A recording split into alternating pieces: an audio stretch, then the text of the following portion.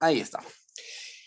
Buenas tardes a todos. Vamos a comenzar. ¿Qué vamos a ver el día de hoy? Bueno, vamos a definir lo que es una cadena simple que une el punto A con el punto B. Ya dimos la definición la clase pasada, pero lo que vamos a hacer el día de hoy es desarrollar esta definición. Y vamos a ver la relación que existe de esta definición con la definición de un espacio conexo. Hay un teorema que relaciona a las cadenas simples que unen a un punto con otro punto y la conexidad. Después vamos a ver la propiedad de Bolzano-Weierstrass, que es una generalización del teorema de Bolzano-Weierstrass que se ve en continuidad, el teorema del valor intermedio de Bolzano-Weierstrass. ¿Okay? En cálculo 1, ustedes probaron que tienen una continua definida en un cerrado, AB, tal que f de A es menor a f de B, y tomas un punto eta entre f de A y f de B, pues debe existir un punto psi entre A y B, tal que f de psi es igual a eta. Ese resultado lo vamos a generalizar. Realmente la clave para probar ese resultado en cálculo 1 es que un intervalo es un conexo. Eso es realmente lo importante. Entonces vamos a generalizar ese resultado y vamos a ver que esa propiedad caracteriza a los espacios conexos. O sea, un espacio es conexo si solo si satisface la propiedad de Bolzano-Weierstrass. ¿Va? Vamos a ver eso. Vamos a ver que el producto de conexos es conexo si solo si cada factor es conexo, algo que creo que se esperaba. La conexión se porta bien, es una buena propiedad respecto al producto. Y después vamos a definir las componentes conexas de un punto dado, que básicamente lo que haces es, tienes tu espacio topológico, no necesariamente conexo, te seleccionas un puntito y te fijas en el mayor conexo que contiene al punto A, el mayor subespacio conexo de tu espacio dado que contiene al punto A.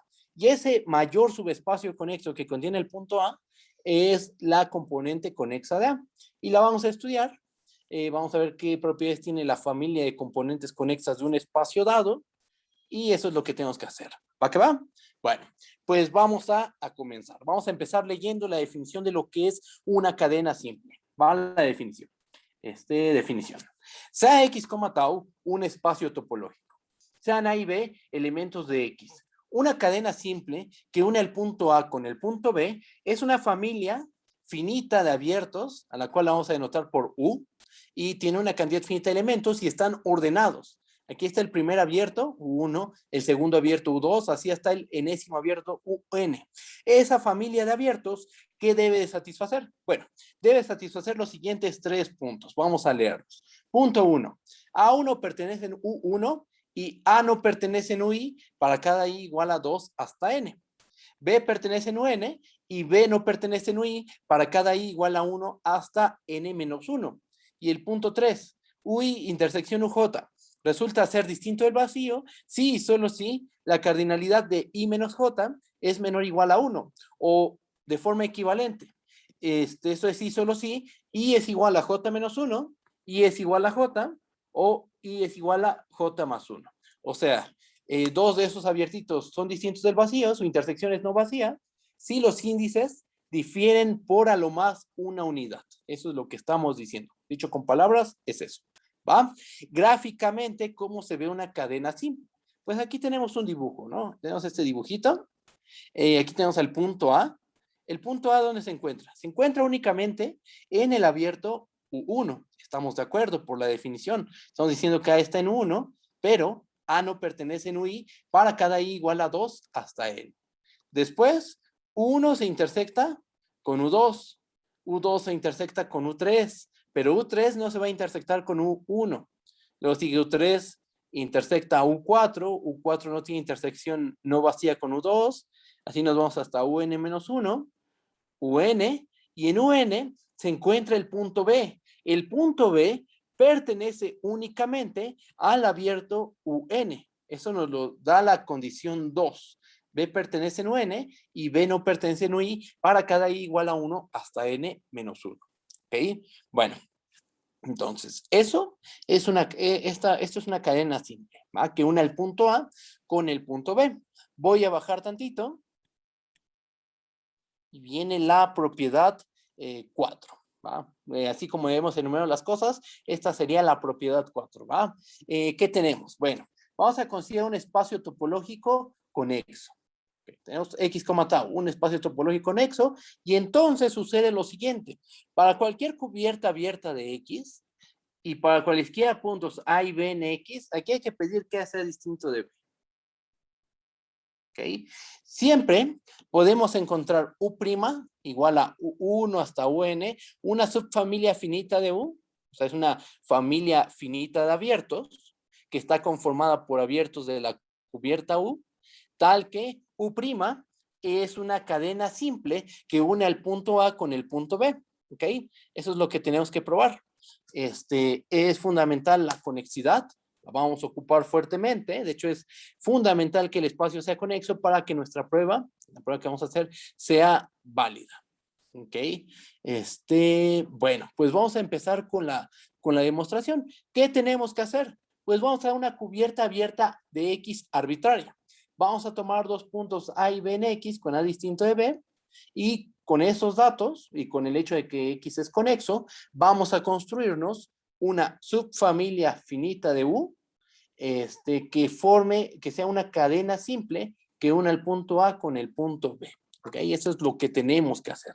Voy a bajar. No, ahí me quedo. Vamos a empezar a leer la demostración. ¿Va? Sea U una cubierta de X. Cubierta abierta. Okay. Ponerle cubierta abierta de X. Sean A y B elementos en X. Definimos este conjunto Z. El conjunto de todos los X en X, tal que existe una cadena simple, aquí no le puse simple, pero es una cadena simple, que une del punto A al punto X, formada por elementos de U. ¿Ok? O sea, esto cómo se ve gráficamente, pues aquí tenemos una cadenita. ¿Ok? Aquí se encuentra el punto X y aquí se encuentra el punto A. ¿Ok? Entonces estamos pensando en todos aquellos puntos X, tales que sucede esto. Hay una cadena simple formada por elementos de la cubierta U que une al punto A con el punto X. ¿Ok? Definimos ese conjunto Z. ¿Cuál es el plan? Y el plan es el siguiente.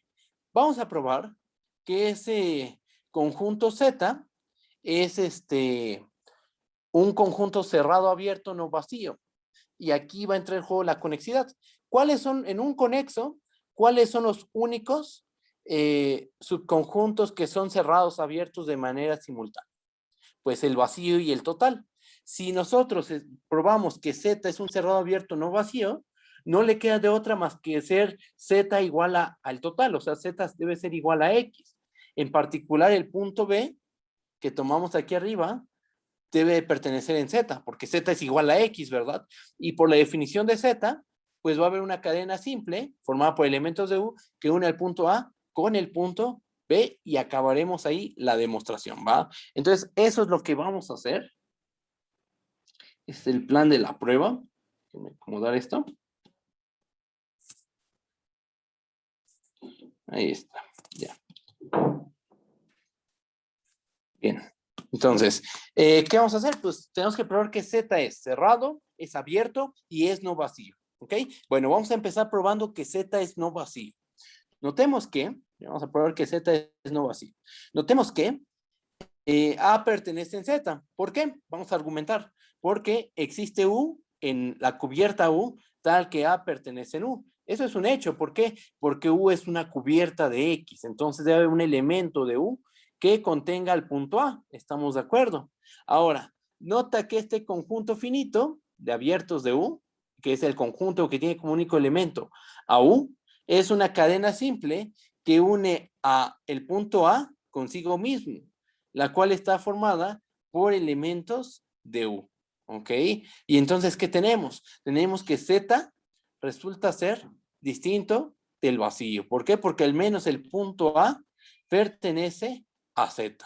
Porque aquí está, porque aquí definimos una cadena simple, ¿no? Formada por elementos de U que une al punto A consigo mismo. Se acabó. Entonces, Z es distinto del vacío. ¿Qué sigue? Bueno, ahora vamos a ver que Z es un abierto. Para ello vamos a demostrar que todos los puntos de Z resultan ser puntos interiores. ¿Ok? Voy a bajar tantito. ¿Cómo le hacemos? Pues tomemos un punto arbitrario en Z. Sea X que pertenece en Z. ¿Qué sabemos nosotros? por la definición de Z, debe existir U', definido como U1 hasta UN, una cadena simple formada por elementos de U que une el punto A con el punto X, ¿ok? Y como U' es una cadena simple que une el punto A con el punto X, ¿dónde debe estar X? X debe pertenecer en UN, ¿ok? Entonces, lo que afirmamos, lo que vamos a afirmar, es que todo este abierto UN se queda contenido en Z. ¿Y eso qué probaría? Si logramos demostrar que UN se queda contenido en Z, entonces tendremos esto. Aquí está Z, voy a hacer un diagrama aquí.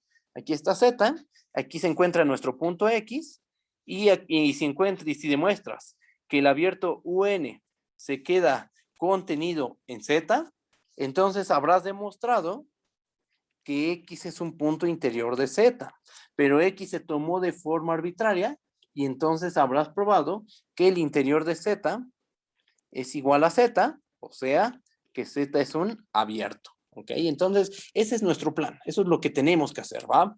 Va a la prueba, queremos ver esta contención, queremos ver que UN se queda contenido en Z.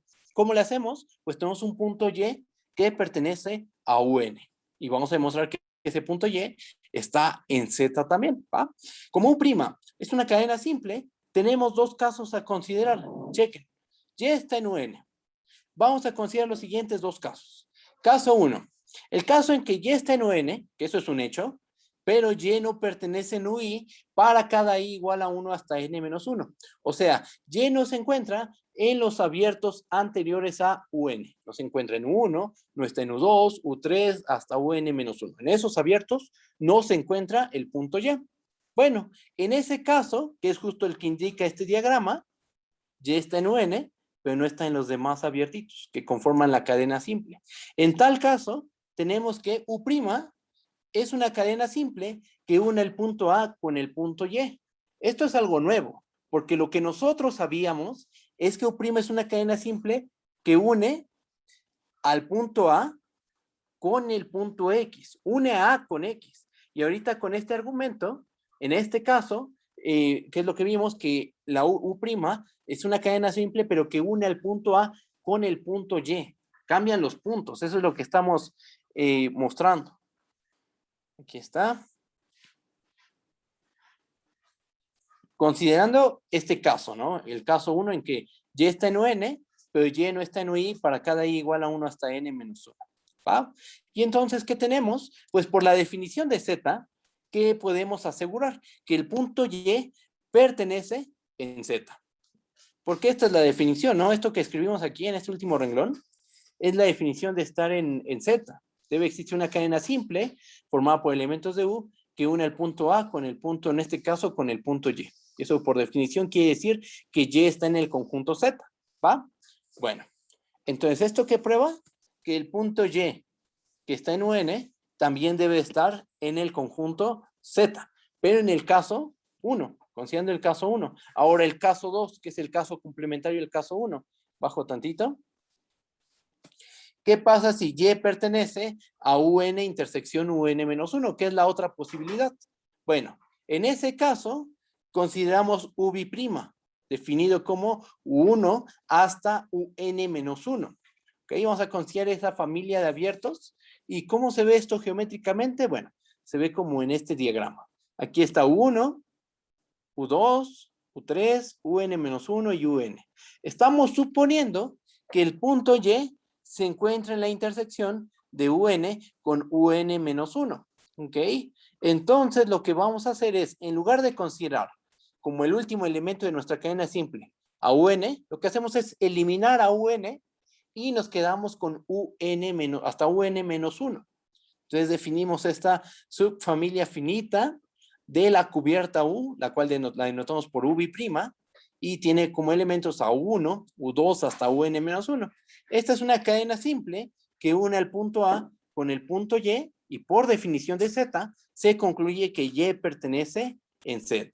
Pero estos dos casos agotan todas las posibilidades. Entonces tenemos un punto Y en UN, y esos son las únicas posibilidades. Que Y esté en UN y no esté en ninguno de los UI, o que Y esté en UN, intersección UN-1. Esas son las únicas posibilidades que tenemos y en cualquiera de esos dos casos verificamos, demostramos que Y pertenece en Z. ¿Ok? Entonces, ¿qué hemos probado? Probamos que UN, en cualquier caso, se tiene que Y pertenece en Z. Eso ya lo dijimos. Por lo cual, se tiene que UN se queda contenido en Z. ¿Ok? Y entonces, ¿esto qué implica? Esto implica que X pertenece al interior de Z, por lo cual Z es un abierto, porque recuerden que el punto X no lo tomamos de manera arbitraria en Z. Y acabamos de probar que ese punto arbitrario de Z que tomamos es un punto interior. Entonces todos los puntos de Z son puntos interiores, por lo cual Z resulta ser un conjunto abierto. ¿Ok? Bueno, ¿qué tenemos ya hasta ahorita? ¿Qué tenemos? Que Z es un conjunto no vacío, es abierto, y ahora lo que vamos a ver es que Z es un conjunto cerrado. ¿Cómo se prueba que un conjunto es cerrado? Pues hay que demostrar que Z es igual a su cerradura. ¿Ok? Entonces, lo que vamos a hacer, hay una contención que siempre se cumple. Siempre Z, siempre un conjunto A, se queda contenido en su cerradura. ¿Ok? Entonces, nos falta ver la otra contención. Vamos a ver que la cerradura de Z se queda contenida en Z. ¿Ok? Bueno, pues vamos a hacer la prueba. Antes, vamos a recordar la definición de Z, porque es importante tener claro cómo se definió este conjunto. ¿Va? Aquí está Z, aquí está la definición de Z. Aquí está. Definimos a Z como el conjunto de X es en X, todos los puntos en X, para los cuales existe una cadena simple que une el punto A con el punto X, y la cadena simple está formada por elementos de U. ¿Ok? Entonces, ese es el conjunto Z. Y aquí está el dibujito, ¿no? Hay una cadena simple que une el punto A con el punto X, y la cadena simple está formada por elementos de la cubierta U. ¿Okay? Entonces, si pasa eso, el punto X pertenece inmediatamente a Z, por simple definición. ¿Ok? Bueno, bajo y pasamos a la prueba de que Z es cerrado. Como ya les había dicho, tomemos un punto Y que pertenece a la cerradura de Z. ¿Nosotros qué sabemos? Pues ocurre que U es una cubierta de X, ¿verdad? Entonces debe haber un elemento de la cubierta que contiene el punto Y. ¿Cómo son los elementos de la cubierta U? Son elementos, son abiertos, ¿verdad? Es una cubierta abierta. ¿Ah? Entonces, Y es un abierto. Digo, U es un abierto que contiene el punto Y. Y está en la cerradura de Z. ¿Qué podemos asegurar? Pues que U intersección Z resulta ser distinto del vacío. ¿Va? Tenemos esto. La intersección de U con Z es distinto del vacío, consecuencia de que Y está en la cerradura de Z y el hecho de que U es un abierto. ¿Ok?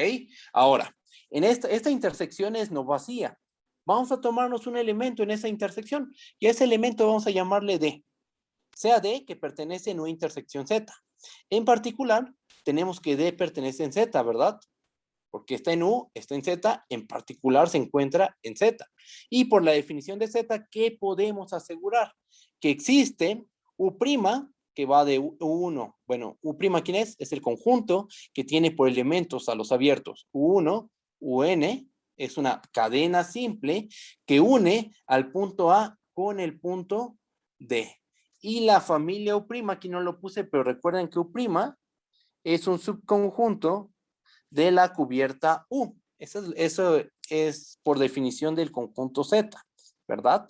Debe existir una subfamilia finita de la cubierta U que forma una cadena simple que une el punto A con el punto, en nuestro caso, con el punto D. ¿Ok? Bueno, vamos a considerar los siguientes casos. Consideremos los siguientes casos. Fíjense, tenemos estas posibilidades. Tenemos la posibilidad de que el punto Y pertenezca en UK para algún K que va de 1 hasta N. ¿Okay? Recuerden que Y está en U, ¿no? Y está en U. Y tenemos que U intersección Z es distinto del vacío. Entonces existe la posibilidad, existe el caso en que Y puede que esté en alguno de los elementos de la cadena simple. Por ejemplo, en el dibujo, Y está en UN-1. Eso es nada más en el dibujo, ¿ok? Bueno, entonces, ¿qué hacemos en este caso? Chequen. Vamos a tomar a K0 como el mínimo del conjunto de los Ks que pertenecen de 1 hasta n, tal que Y pertenece en UK.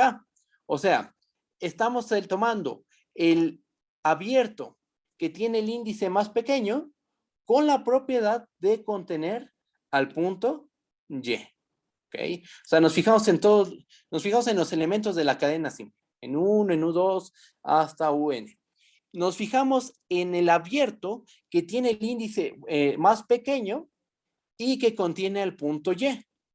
Ese índice, el más pequeñito, ese es el K0.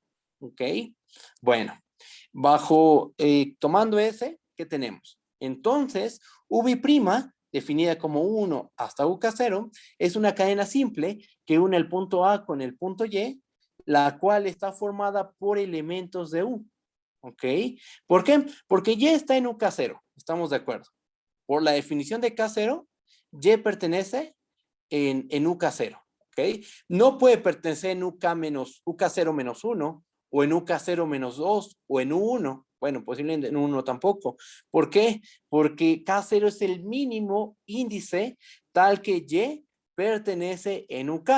Si tomas un índice más pequeño, es un hecho que el punto Y no va a estar en el abierto con ese índice más pequeño. No va a estar. ¿Ok? Porque estamos tomando el más chiquito de todos los índices, ¿no?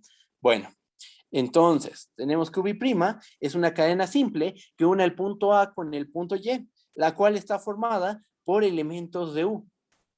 ¿Okay? Y entonces, por la definición del conjunto Z, por la definición de Z, se tiene que Y pertenece en Z. ¿Ok? Bueno, entonces ya ese caso queda saldado. Porque ¿qué es lo que probamos? Tomamos un punto Y en la cerradura de Z. Todo empieza ahí, ¿no? Tomamos un punto Y en la cerradura de Z. Y considerando que estamos en el caso 1, ¿qué probamos? Que ese punto Y que está en la cerradura de Z también se encuentra en Z. ¿Ok? Bueno, en este caso, en el caso 1. Ahora, consideremos el caso complementario, caso 2. ¿Qué pasa si Y no pertenece en UK para cada K igual a 1 hasta N? En el caso 1, ¿qué supusimos? Que Y pertenece en algún UK para algún K igual a 1 hasta N. El caso complementario es que Y no pertenezca a ninguno de los UK. ¿Ok? Entonces, Y no se encuentra en ningún UK con K igual a 1 hasta N. ¿Qué vamos a hacer? Chequen. Vamos a definir a K0, pero ahora de otra forma. Hace rato definimos a K0 como un mínimo, pero va a cambiar un poquito. Chequen. Definimos a K0 como el mínimo del conjunto de los Ks, que van de 1 hasta N, tal que UK, intersección U, resulta ser distinto del vacío. O sea, toma el mínimo índice que puede tener uno de tus abiertos de la cadena simple, tales que UK intersección U resulte ser distinto del vacío. ¿Ok? Bueno, vamos a hacer lo siguiente, chequen. Definimos a V' como U1, UK0, U, bueno, el conjunto que tiene como elementos a U1, U2, UK0 hasta U. Y esta cosa, esta familia de abiertos, es una cadena simple que une el punto A con el punto Y, la cual está formada por elementos de U y por definición del conjunto Z, Y pertenece en Z. Fíjate, estás tomándote el mínimo índice, el mínimo de los Ks que van de 1 hasta N, tal que UK intersección U es distinto del vacío. Esta condición nos garantiza que U intersección U1, U intersección U2, así hasta U intersección UK0 menos 1, todas esas intersecciones tienen que ser vacías, porque K0 es el mínimo índice que hace que esta intersección sea no vacía. Tomas un índice más pequeño y todas esas intersecciones tienen que ser vacías, y eso está bien, ¿no? Porque eso lo debe cumplir una cadena, ¿ok?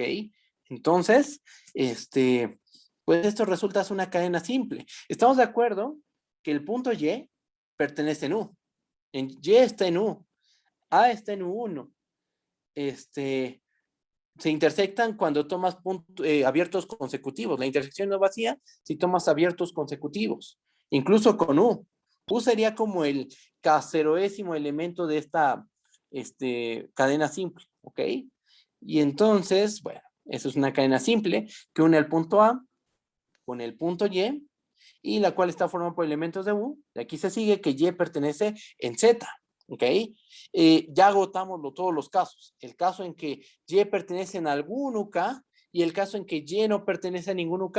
Y en cualquier caso, concluimos que Y pertenece en Z. El punto Y, ¿dónde nos lo tomamos? El punto Y se tomó en la cerradura de Z. Tomamos un punto Y en la cerradura de Z arbitrario y terminamos probando que ese punto Y está en Z. Entonces, ¿qué tenemos? ¿Qué probamos? Pues en cualquier caso Y está en Z y entonces tenemos que la cerradura de Z se queda contenida en Z, la otra contención siempre se cumple y entonces tenemos que, vamos a agregar aquí un pasito intermedio, que la cerradura de Z es igual a Z y entonces Z debe ser un conjunto cerrado en X, ¿ok?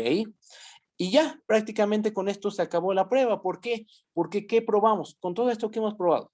Hemos probado que Z es un subconjunto de X que es cerrado abierto y es no vacío. No, y aquí entra en juego la hipótesis, más y bueno, la única hipótesis que teníamos, que el espacio X es conexo. En toda esta prueba no se ha ocupado el hecho de que X es conexo. Pero como X, bueno, ahora vamos a ocupar esa hipótesis. Al ser X conexo, los únicos cerrados abiertos de X son el vacío y el total. Aquí estamos diciendo que Z es no vacío. Entonces, no le queda de otra más que Z ser igual a X. Y como Z es igual a X, estamos de acuerdo que B pertenece en Z.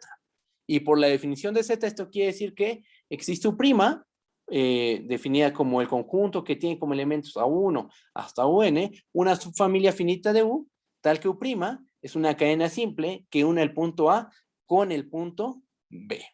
¿Ok? Y entonces acabamos la demostración. Eso es lo que queríamos probar. Tomamos una cubierta abierta de X, tomamos dos puntos A y B y queríamos encontrar U', una subfamilia finita de la cubierta U, tal que U' es una cadena simple que une el punto A con el punto B. Ahí está. Y se acaba la demostración. ¿Sí está bien? ¿Hay dudas? Pues ahí está la prueba. Ya tenemos la demostración. Este resultado, pues evidentemente lo que hace es relacionar la conexidad con las cadenas simples que unen a un punto A con un punto B. Siempre que des una cubierta y tomes dos puntos A y B, aquí vamos a hacer un dibujito. Aquí está tu topológico, ¿no? Y aquí tienes el punto A y el punto B. Y tú tienes una cubierta dada. Aquí tienes una cubierta. Pues siempre puedes encontrar unos cuantos elementos de la cubierta, una cantidad finita, de tal forma que te van a formar una cadena que une el punto A con el punto B. ¿Ok? Bueno, y esta U', pues es un subconjunto de U. ¿Vale? Y U' es una cadena simple. ¿Bien? Bueno, entonces ya acabamos de estudiar las cadenas simples y su relación con la conexidad. ¿Qué sigue? Bueno, pues vamos a generalizar el teorema de Bolzano-Weierstrass, ¿va? Bajo tantito. El teorema de Bolzano, perdón, el teorema de Bolzano. ¿Qué tenemos? Bueno, vamos a leer propiedad 5, generalización del teorema de Bolzano. Sea X, tau un espacio topológico. Lo que dice este resultado es que un espacio X es conexo, sí, solo sí, toda función continua, f de X son los reales, satisface lo siguiente. Si AB pertenece en la imagen de X bajo F, con A menor que B, entonces el intervalo cerrado A, B es un subconjunto de F de X.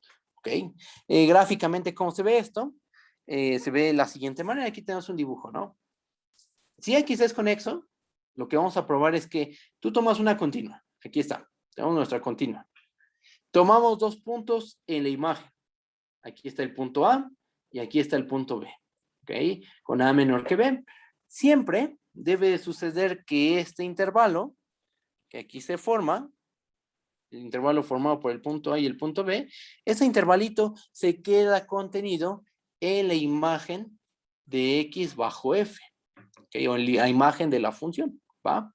Y que el regreso es válido. Si un espacio topológico satisface que toda función continua cumple esta condición de abajo. Si A, B están en f de x con A menor que B, A, B es un subconjunto de f de x, entonces el espacio x debe de ser conexo, ¿va? Bueno, pues vamos a hacer la demostración, vamos a hacer la prueba, bajo tantito. La prueba no es complicada, es muy sencilla. Ahí va. Bueno, prueba, la ida. Vamos a empezar suponiendo que x es conexo. Supongamos que x es conexo. Sea f una función de x en R, una función continua. Sean a y b en f de x con a menor que b. ¿Qué queremos demostrar? Queremos demostrar que el intervalo cerrado a, b se queda contenido en f de x. Nosotros, ¿qué sabemos por hipótesis? Por hipótesis, la f es continua y x es un espacio conexo. ¿Qué pasa si tomamos la imagen de x bajo f? ¿Eso qué nos va a dar? La imagen de x bajo f nos va a dar un subespacio conexo. ¿Subespacio de quién? Subespacio de los reales, porque el codominio de esta función son los reales, ¿ok? Entonces, f de x es un subespacio conexo de los reales, lo cual implica, recuerden, que los únicos subconjuntos conexos de R son todos los intervalos, ¿ok? Y si estamos afirmando que f de x es un subespacio conexo, entonces tiene que ser un intervalo. Entonces tenemos que f de x es un intervalo, ¿va? Tenemos que f de x es un intervalo. ¿Cómo, qué tipo de intervalo? Puede ser cerrado, abierto, semicerrado, un rayo, etcétera, ¿no? Un rayo abierto, rayo cerrado. Bueno, un puntito también podría ser. ¿Qué más? Bueno, un puntito no podría ser un puntito porque hay dos puntos en la imagen. Bueno, entonces no podría degenerarse en un solo punto. ¿Qué más? Como A, B están en f de x, con A menor que B, como f de x es un intervalo, pues debe quedarse, todos los puntos que quedan en medio de A y B, deben de quedarse en el intervalo f de x. Dicho de otra forma, el intervalo cerrado A, B, se queda contenido en f de x, ¿ok? Y ahí está la ida. ¿Qué probamos? Que para cualquier función de x en R continua y para cualesquiera a, b que pertenecen a f de x con a menor que b, se tiene que el intervalo cerrado a, b es un subconjunto de la imagen de la función f. ¿Okay? Que esto en el fondo es la propiedad del valor intermedio, dicho de otra forma. Ajá, pero es la propiedad del valor intermedio de Bolzano para funciones continuas.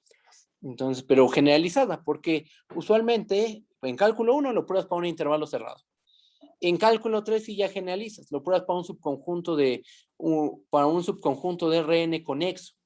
Y aquí ya lo estamos haciendo en su máxima generalidad, en un espacio topológico. ¿Ok? Bueno, ahora, el regreso, que a lo mejor esto es lo nuevo, ¿no? Esto sería algo nuevo. Saber que la propiedad del valor intermedio de Bolzano garantiza que el espacio X debe de ser un conexo. Chequen. Ahora vamos a suponer que para cada f de x en R continua y para cualesquiera b en f de x con a menor que b, se tiene que el intervalo cerrado a, b es un subconjunto de f de x. ¿Qué vamos a demostrar? El objetivo es demostrar que x es conexo.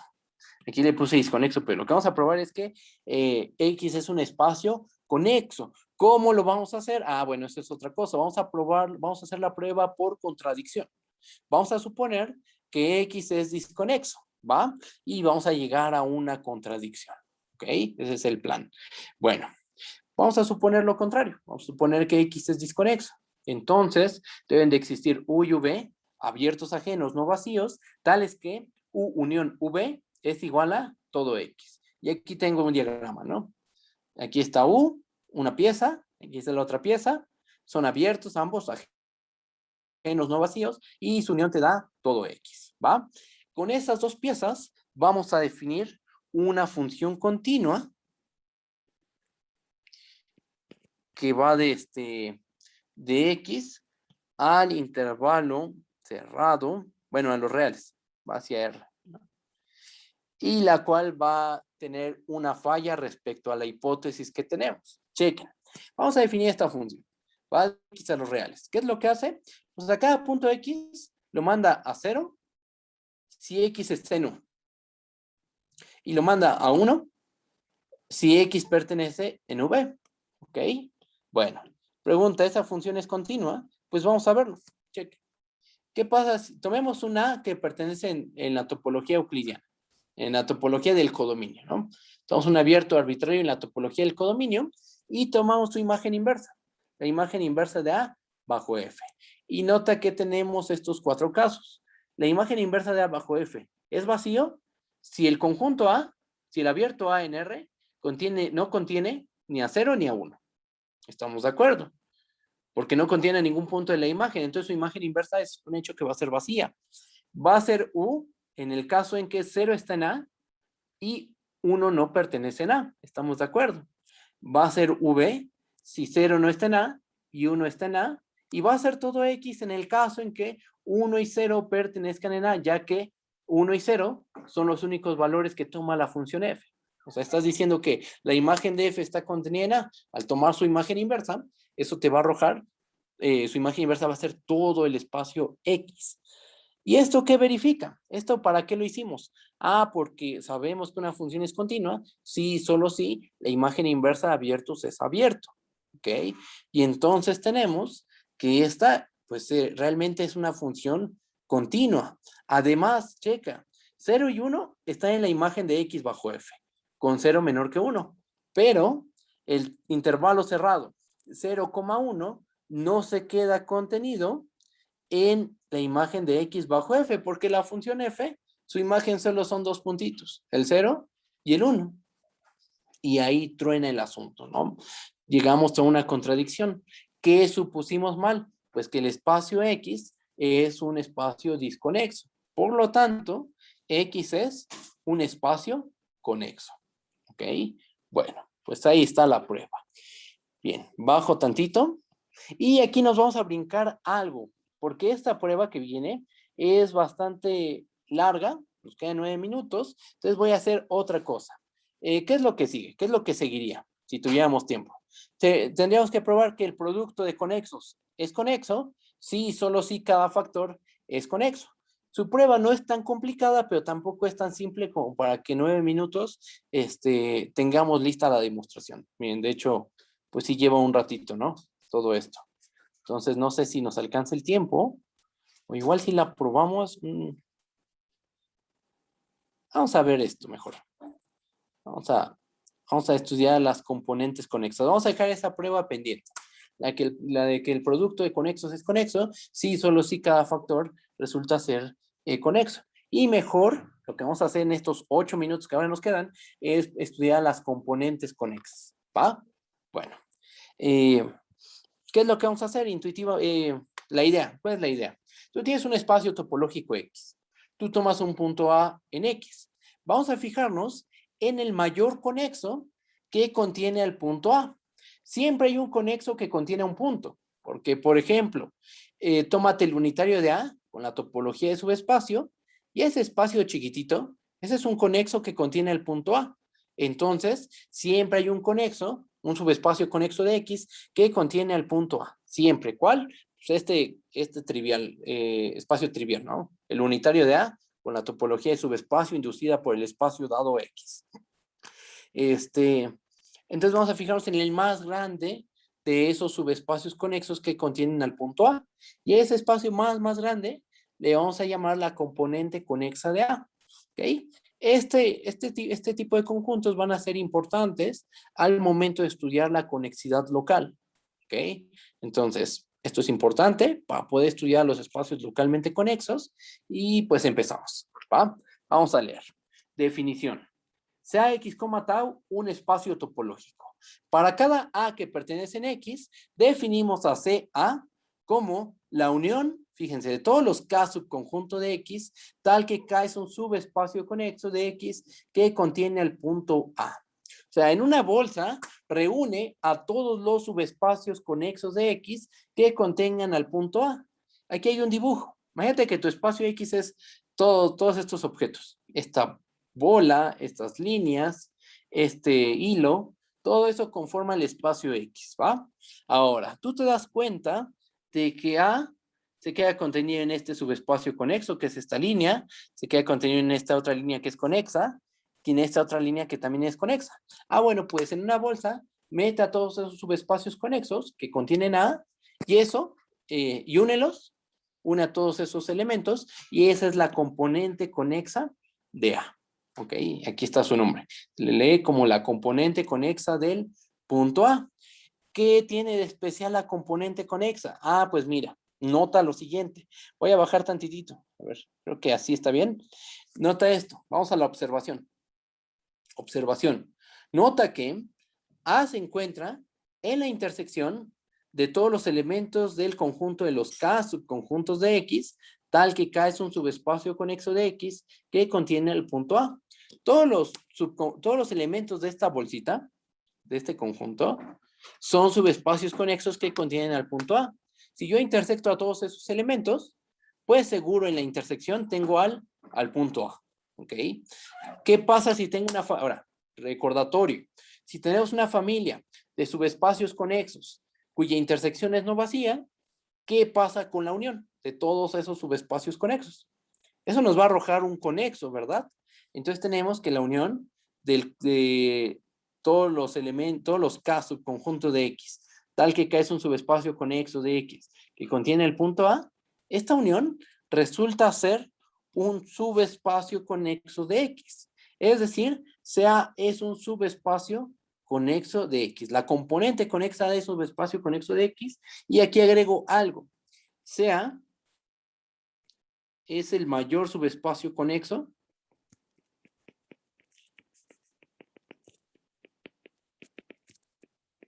que contiene al punto A. Estamos de acuerdo, ¿no? Porque imagínate, tomas otro subespacio conexo que contiene al punto A. Llámale a ese subespacio conexo H. Tomas un subespacio conexo H que contiene A. Pues H se encuentra en esta familia. Olvídense del símbolo de intersección. Se encuentra en la familia de todos los K, subconjunto de X, tal que es un subespacio conexo que contiene A. Bueno, entonces, en esta unión, ¿quién es más grande? ¿Un uniendo o toda la unión? Pues toda la unión es más grande, ¿verdad? En particular H se queda por debajo de esta unión. Esta unión es la componente conexa de A. Entonces se tiene que la componente conexa de A contiene a nuestro conexo H dado antes, ¿va? Entonces, realmente CA, bueno, la componente conexa de A es el mayor subespacio conexo que contiene el punto A. Otra observación, que esta queda como un ejercicio muy sencillo, que es lo que dice, pues que X es conexo, sí, solo sí, existe A en X, y entonces para todo A en X, tal que la componente conexa de A es igual a X. Para que un espacio sea conexo, tú debes encontrar un elemento en X, tal que su componente conexa resulta ser todo el espacio X. Y si encuentras uno que satisface eso, entonces para todos los puntos de X, la componente conexa va a ser todo X. Eso es un ejercicio bastante sencillo. Ustedes háganlo. Y por último, a ver, digo que sí nos alcanza el tiempo porque no es tan, no, yo creo que ya no. Entonces vamos a leerlo únicamente. Entonces hay dos pendientes. Vamos a leer esta proposición. ¿Qué es lo que dice? Sea X, tau, un espacio topológico.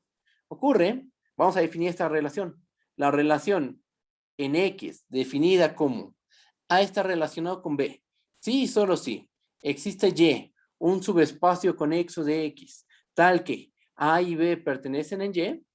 Esta relación es una relación de equivalencia, tal que para cada A en X, la clase de equivalencia asociada a la relación es igual a la componente conexa de A. ¿Okay? Esto lo que nos dice es que hay otra manera de definir a las componentes conexas. Las puedes definir vía esta relación de equivalencia. ¿Ok?